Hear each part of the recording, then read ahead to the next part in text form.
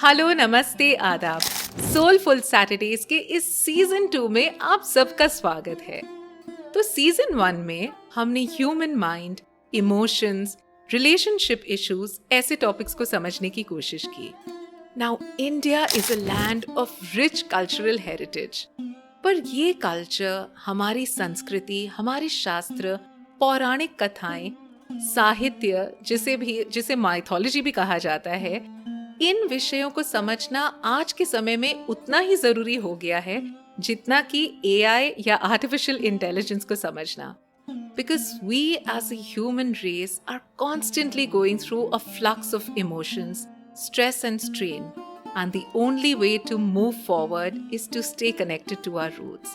तो soulful Saturdays के इस सीजन 2 में भी यही कोशिश रहेगी कि पौराणिक कथाएं, घटनाओं, किस्सों द्वारा हम अपने जीवन के सार और उद्देश्य को समझें और परिस्थितियों को देखने का हमारा नजरिया सुधारें। तो आइए आज के एपिसोड की शुरुआत एक इंटरेस्टिंग थ्योरी से करते हैं, जिसका नाम है द थ्योरी ऑफ एवोल्यूशन, जिसका निर्माण 1859 में चार्ल्स डार्विन ने किया था।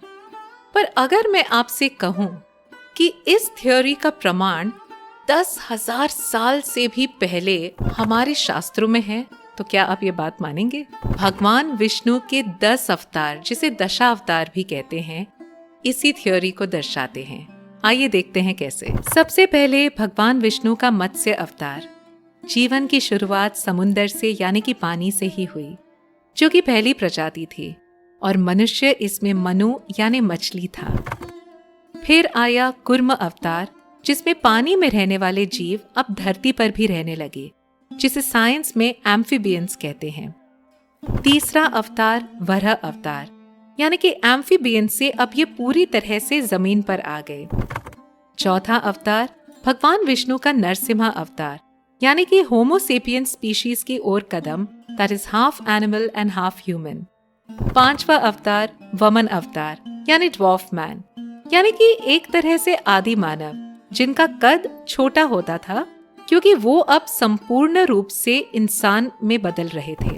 फिर आया छठा अवतार परशुराम, जो जंगल में ही रहते थे और इसी दौर में हथियारों का इस्तेमाल करना शुरू हो गया था। इस अवतार में दिखाया गया था कि किस हद तक इंसान का गुस्सा उस पर हावी हो सकता है। सातवें अवतार में विष्णु भगवान श्री राम के रूप में आए। इस समय काल में एक संयम पुरुष विकसित हो गया था। फिर कृष्ण अवतार में उन्होंने गीता का सार दिया और ये बताया that how having emotions is a virtue but becoming emotional is a vice।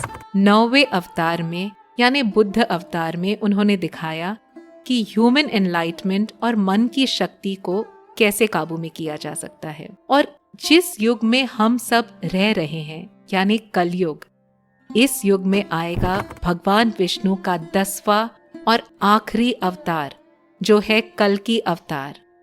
इस समय काल में इंसान खुद की ही बर्बादी का कारण बन जाएगा, जैसे कि हम देख ही रहे हैं कि आजकल कैसे भिन्न भिन्न देशों के बीच में झगड़े हो रहे हैं और उन झगड़ों के बीच मासूमों की जान जा रही है।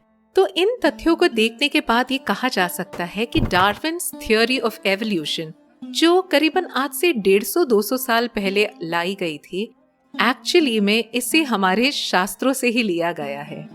तो ऐसी कई अन्य कथाएं, किस्से, घटनाएं सुनने के लिए सोलफुल सैटरडेज के इस सेकंड सीजन में अपनी जर्नी की शुरुआत कर लीजिए। मिलते हैं अगले हफ्ते। तब तक के लिए हंसिए, खुश रहिए और दशा अवतार की इस कहानी पर जरूर गौर फरमाइएगा।